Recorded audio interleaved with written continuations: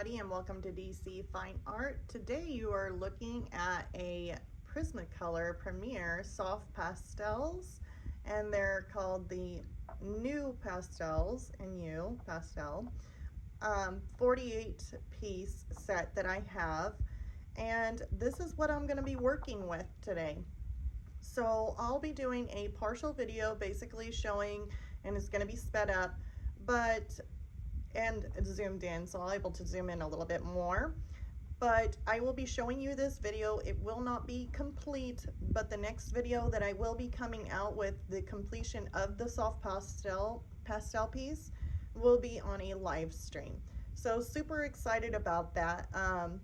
I did test it out, did have some flaws that happened. Definitely was fun, but yeah, you got to go through that in order to be able to move on and move forward with better things. So, but anyhow, I wanted to go over some of the supplies I used for this video. And of course, the Prismacolor Premier, you are seeing that 48 piece count on these.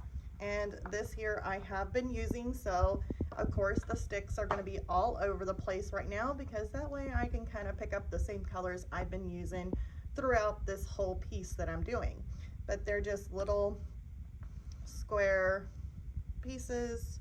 It's got a number right there, which, I mean, once you use all these pieces, I don't think you're really going to have a number left.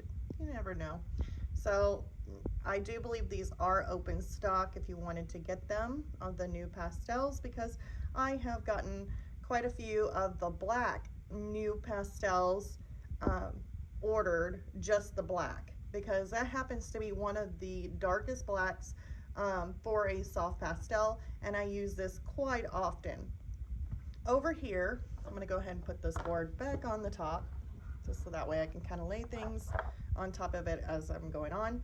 But this here is a chalk holder. It's by Koh-I-Noor. This is Versatile 5343. Now this here holds my Nupastel that I have in here. It is a black, so that way I'm not getting my hands too dirty when using the black, and it's got a nice sturdy holder for it. That's what I bought separately. So if you ever see me use this at times, it's the black that's in there. And I also have a black that's inside of there that I've been picking up, and I've been trying to keep my hands clean at all. Here is my little blender. This is a number 5 blender, paper blender, that I have been using to blend on the paper that I'm using. So I do like those. Now these here are my erasers. Now I haven't been using these that much in this piece. Just every now and then maybe I might try it out just to kind of see if I get an effect that I'm looking for. And this here is just the Tombow Mono Eraser, little circle one, 0, and the Tombow Mono 0 of the rectangle. Here is a Faber Castell Perfection eraser. It's got a little brush on the end, and sometimes I use these if I have some graphite that's on the paper that's not, you know, that I didn't get off. I can use any of these things like the Kneaded eraser or any of these pencils here. I think I may have used a little bit of my electric eraser too to get some of the pencil mark off that maybe the pastel wasn't sticking to. So you have to remove that graphite in order for your soft pastel to cover that area. Otherwise you're going to have pencil marks showing through your piece. So definitely don't want that. Then my little glove here, I guess, you know, trying to keep my hands clean from the soft pastel, which sometimes that only works to where I only have 2 fingers that are clean. I don't know. Just one of my things, I guess. So here is the pastel paper that I decided to use. Now this is a different, I've used this for my charcoal pastel, or not my charcoal pastel, geez almighty. Okay, my charcoal pieces. I have used this for my charcoal pieces in some of these videos. I have used this with my color pencil pieces. Absolutely love it for color pencil by using the smooth side. I use my charcoal on the rough side. And on my soft pastels, I've always been using my pastel mat by Clairefontaine. So I started thinking, let and my hand's shaking. So sorry. But I started thinking, okay, so, you know, I do have my Clairefontaine pastel mat to use my soft pastels on. But what if there is another alternative that other people can use? Of course, you know, there's other people that use this anyways, but just my thought. Wanted to use something a little bit more of, instead of a high-end expensive paper, I call it high-end because it's high, you know, it's on the higher end of the papers. It's more expensive than using this here, the Canson MI Teintes, which is really nice paper. I mean, it's good quality paper. It's just a different type of paper, and it's more, let's just say, cheaper, I guess, lower than the Clairefontaine. So a different option to use, and wanted to do a soft pastel piece on here just to kind of show what you can do on it, that you don't have to always go to Clairefontaine or the pastel mat or the more high expensive pieces of paper to create some really cool artwork. And this Canson MI Teintes, of course, I decided instead of using it like my charcoal pieces, I would use it on the rough side. I seen on the front that they're doing soft pastel on the rough side. So I was like, you know what, I'm just gonna go ahead and turn the paper around. And I didn't actually go about it that way, to be honest with you guys. This is the smooth side here, okay? This is the rough side on the front. Now, the smooth side, I used my color pencil pieces on the smooth side. So I had it turned over because I originally wanted to do my fish in color pencil. But then I was going to have too many color pencil pieces because I do have a commission piece that I need to get done. And I would have too many color pencil pieces on these videos. So I wanted to switch it up. Even though I really wanted color pencil for them, I went with soft pastel. And since I already had the smooth side taped down on my board, I just decided, you know what the heck? I've done everything on the rough side as far as charcoal, trying it out, and why not just use the back of the smooth side for my soft pastel? Plus that, I was lazy and I didn't want to untape my piece and potentially, you know, just have to go through the whole thing of measuring on the other side and taping it down. I just didn't want to do it. So that is what we are going to be working on today. This will be kind of a sped up video, but it will be zoomed in. So I'm kind of trying to zoom in as much as I possibly can, so that way you can see as much as you can when I'm putting in so many different colors. I'm blending, I'm mixing, because like I said, I'm using this 48 count, and as you can see, those are basically the colors that I've been using, is just those to create the fish. So I've been doing a lot of mixing, a lot of blending, because not all the colors match what's on the reference photo. Plus that, I figured, mine don't have to look exactly like the reference photo anyway. I can kind of add in some colors that I like. So anyways, let's go ahead and jump into the video so that way you can see the fish. Remember, this video of the fish will not be completed in this video. We are actually going to do a live stream where I can finish off the rest of the fish live and be able to chat with you guys, to be able to answer some questions if you got any questions for me. So that will be an exciting thing that is coming up. And so let's go ahead and release this video. All right. All right, so here I am starting out, of course, with my black pastel, and I'm doing the eye first with my little blender. I put it in there, blend it out just a little bit, and I'm going to be adding several different colors in here just because I see, it's whatever I see on the reference photo. Now, I add in my lights and my darks, and just whatever colors I'm seeing, I'm just kind of putting it in there. The reference photo that I'm using is from Pixabay, and I will be able to show it a little bit better whenever I'm doing my live stream, because I will have my reference photo to where you can see it. Super exciting.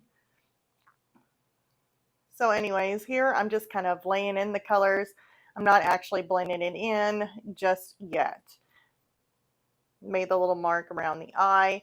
Now, I did end up, and I forgot to mention this at the very beginning, But I did end up going back with a charcoal pencil, or not charcoal pencil. My goodness, my charcoals and my pastels have been getting mixed up today.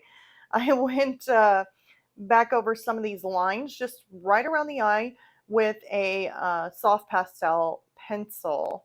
And I do believe I used like a Faber Castell one just to kind of make a little bit of a line, maybe toward the top, like a brown line.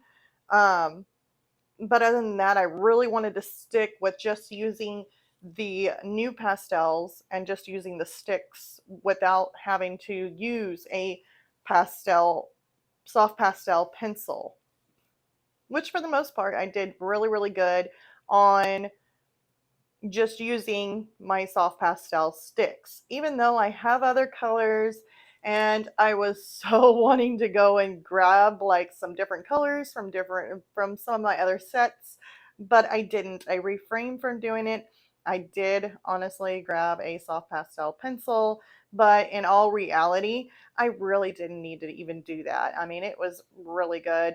I mean, you can still get the lines and everything. I just kind of cheated a little bit there, but other than that, um, this is all by using the soft pastel sticks. Now here, I know I had started this video, I didn't put up my studio lights yet, and it was like super bright, like it came out looking really, really bright. So I had to add in some more darks, but even though I added in darks, it still ended up looking very, very bright in certain lights. So if you have not already joined my Facebook artist group, definitely, if you're on Facebook, go over to the link that I have posted below, click on that, and it will basically, you can be invited, and I'll go ahead and add you to our artist group. There you can kind of see I posted a difference between lighting. One, I turned off my studio lights and took a picture of it, and then I turned on my studio lights and took a picture of it. Same thing, same picture, and the colors are definitely different. You can definitely tell it's a little darker in the room without my studio lights, but it's not as white out as it looks in this video. So not quite for sure, but my lights are definitely playing a lot of games with me, or my cameras are. I'm not for sure which one, but they could be. So here I'm just kind of throwing in some different colors that I can see, adding in some darks here and there to create some of the lines. And I started to go with like more of a darker, it doesn't actually have names on these soft pastels, so I am going to kind of make up names for them because there's really no names on them. They're just numbers. So I kind of use this forest light green. And of course, a train decides to come whenever I'm doing videos. It never fails. So just let you guys know, if you hear trains, that's because, yeah, it knows I'm videotaping. So it will be here all the time. So here I'm just kind of putting in some of my lighter like whites just to kind of highlight some of the area that's in there. And you can still see it shows up because, yeah, I can get a little bit lighter with it using some of my darker grays and a lighter gray underneath, and then more of a cream for a highlight, using some of my darker grays for some shadowing, and then using more of a beige type of color.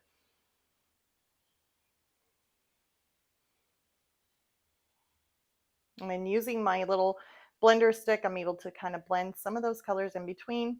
But then whenever I come back through it, there's some areas that I absolutely like the texture on it, and I like the way it looks, and I do not want to blend out with a blender stick. I will not blend that area out because, why blend something even though you think, okay, I put down my first layer, I need to blend and push it in and then use another one on top. It's usually what I do. But if it ends up looking really, really good with the texture around a certain area, I just won't blend that area. I'll leave it because I like that texture or I like the look that it's giving. So I'll kind of blend around it maybe, or maybe blend the edges or something, but I won't really touch that area because I absolutely love the way it looks with the texture. So you don't have to blend everything out. You can just blend some of the things out just to kind of get it smoothed out or toned in or blended in.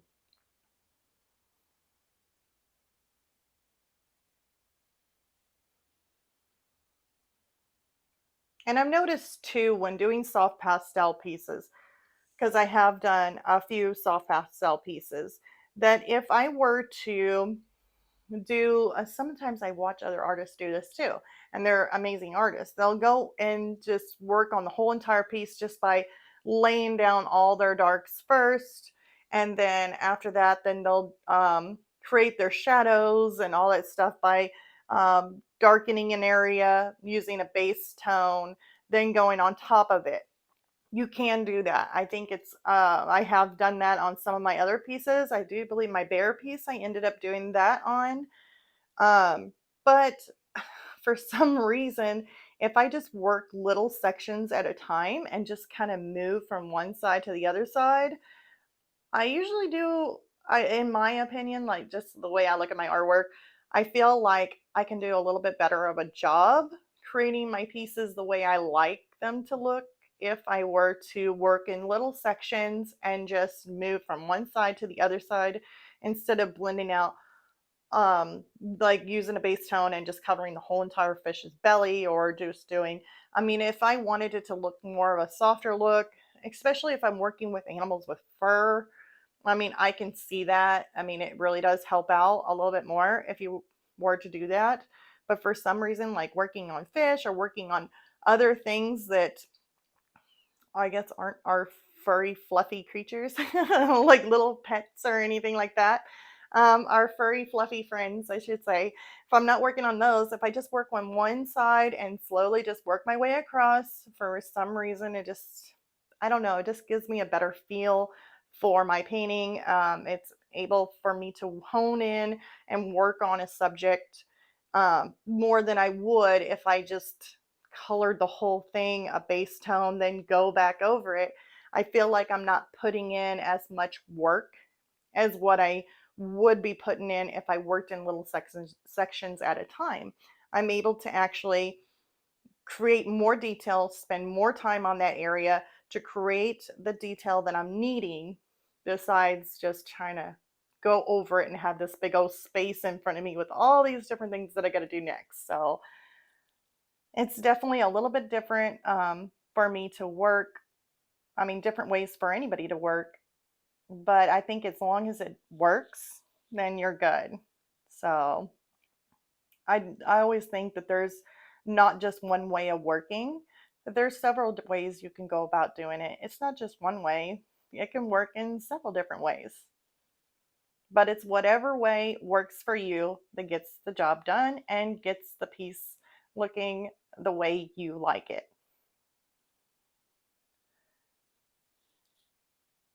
So here I am just kind of adding in some of my highlights, or just kind of giving it that tone, because there was many different colors within that orange that was on there, and I didn't really have a super super bright orange kind of like what the reference had, but I used what's close.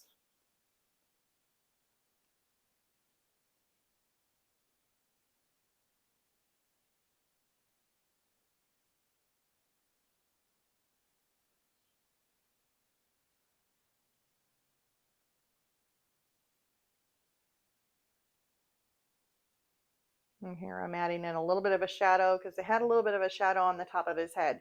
Now I will be going back over this with some other colors, because otherwise, if you put a darker tone like this next to the lighter tones on either side, it can kind of look like it's a shadow that looks like his head sunken in. So in order for it to not look like his head sunken in on one side, I had to go over it and kind of blend it out, put some lighter colors on top, kind of going into it. So that way it gave it the look of just a coloration to his little scales and stuff, like a coloration in the fish, rather than a sunken in area in the fish, because then it would look like a skeletor fish. Now I will end up having to go back over those highlights, and I will end up doing that toward the end of the video because I just kept on staring at them a whole lot more through my camera and not liking the way it looked on the camera. In person, it didn't stand out that much like it does through the camera. So I had to go back over that and kind of tone those really whiter highlights down on his head.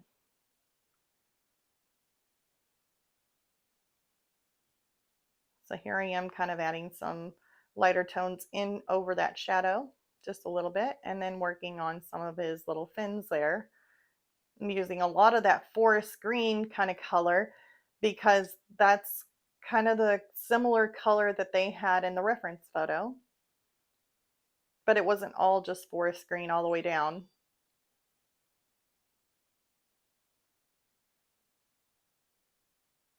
But I work with the forest green.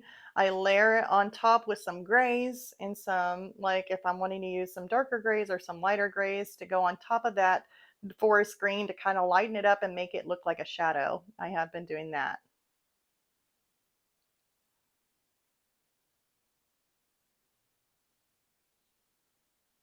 I add in my lights and my different variations of color based on what I'm looking at in my reference photo, and just kind of blending it out, but not blending out all the little marks and scribbles because I want that texture in my piece here. Now here's how I do the black, like the little black spots and textures that it has. I end up going in and making these circles and different designs that I see in the reference photo with the black. Then I'll come back around. Sometimes I do like a gray look, or I can do a green, like the dark green around it. Put some lighter grays in around the edges. Now here's just some of the yellow that was in the reference photo around toward his fin area, because there's another fin there that I need to put in. But I'm probably going to do that the very last. Putting in some greens. And now I'm going to fill in around because it had some oranges. So I put in some of my bright orange, and then I put in more of a rust color look to kind of shadow it, give it some shadow, and then my highlight of a brighter orange on top, or yellow orange.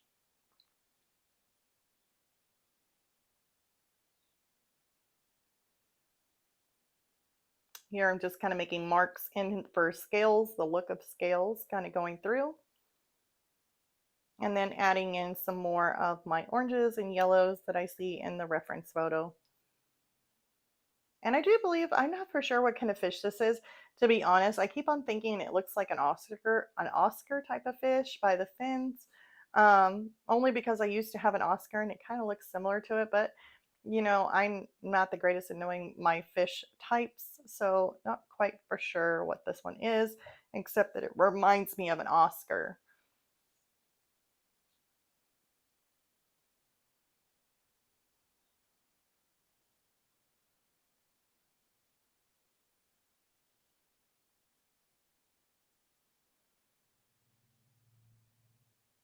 So I guess if it's not an Oscar, we can just say that his name is Oscar. This is Oscar the fish. So here I'm just kind of adding in some textures and the scales around those areas.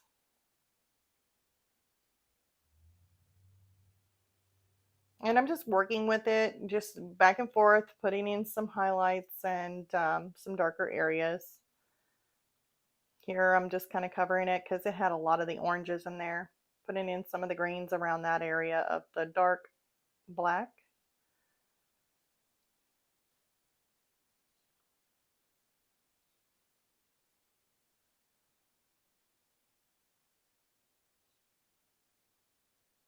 And then adding in, here we do in the orange.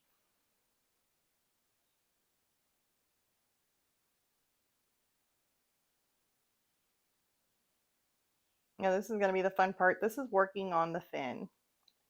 So I'm going to first add all my dark blacks that I see in the reference photo, because he had some blacks in his fin, and he's just kind of spotted with some black patches and marks.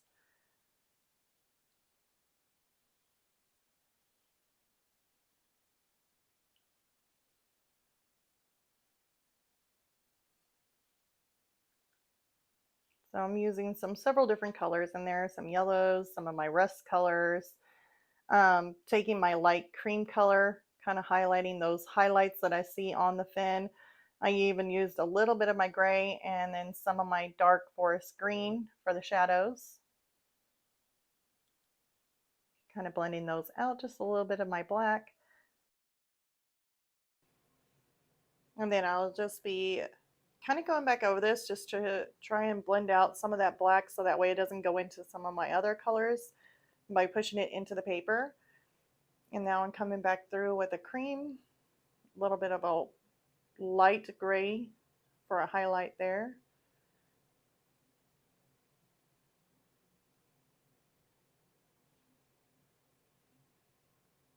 Now I'm just kind of blending several colors together. There was some green, light grays, dark grays, just to kind of give it that effect that's closest that I could get to the reference photo. I added in some more greens into that black to kind of give it a little bit more of a color in the darkness. Of course, using my creams to do the highlight of the little edges of the fin there that kind of catches the light. Even threw in some blue.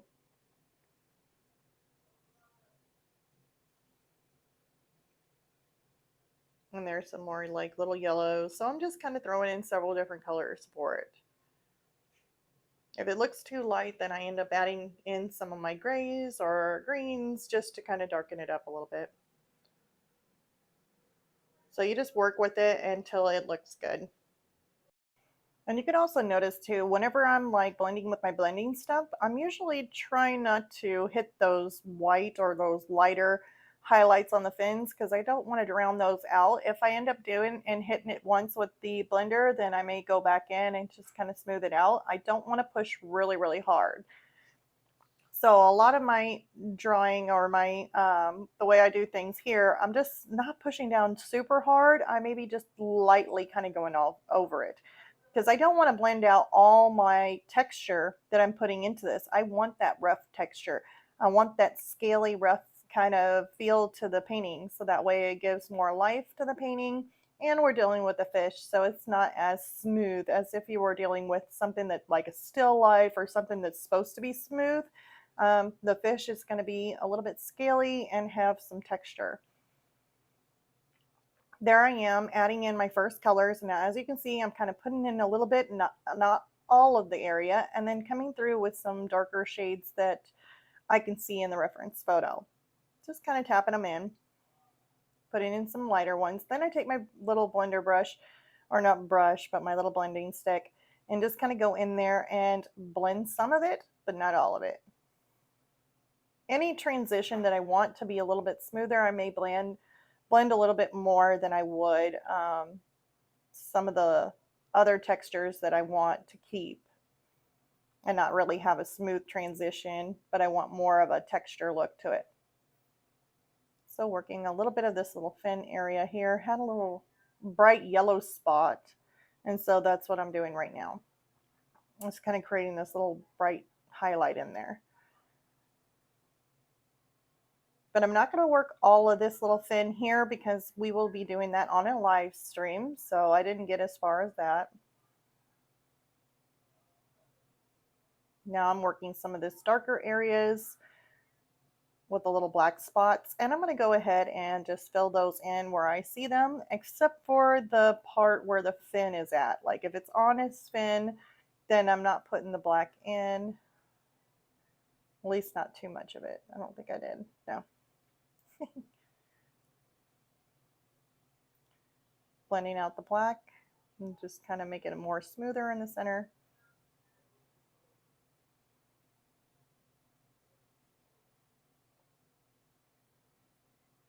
And it's a little bit shaky in there, and the only reason why is because I was kind of pushing down a little bit hard when I was blending in that black, kind of pushing that into the paper.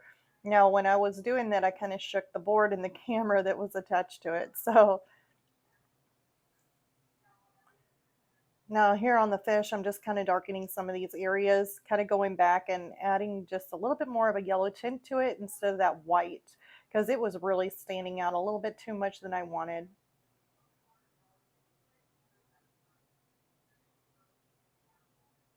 I know this is a little bit further away, but you kind of see the whole picture standing back. Adding some browns, there's some grays, like a darker gray, and then a little touch of green, and then some orange at the bottom. Let's see if I can't zoom in a little bit on this. All right, so I zoomed in a little bit so that way you can see a little bit clearer what I'm doing, taking some different shadows of grays, just kind of adding in those colors. And now I'm putting a little bit more of that green in that area. The green kind of fades away as it goes, so at least according to the reference photo.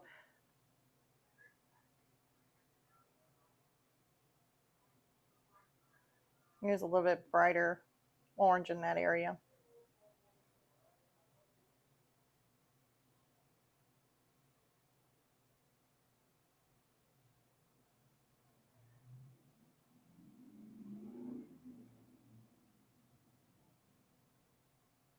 All right, well, we pretty much are getting closer and closer to the end of this. This is where I'm using that electric eraser. So I did come in there and use that, then use my Perfection eraser with a little brush in to kind of dust away some of the little eraser dust to get some of that pencil off. That way it's not showing through my pastel if I were to go over it. Just putting some greens around the outside of these little black spots that the fish has on it.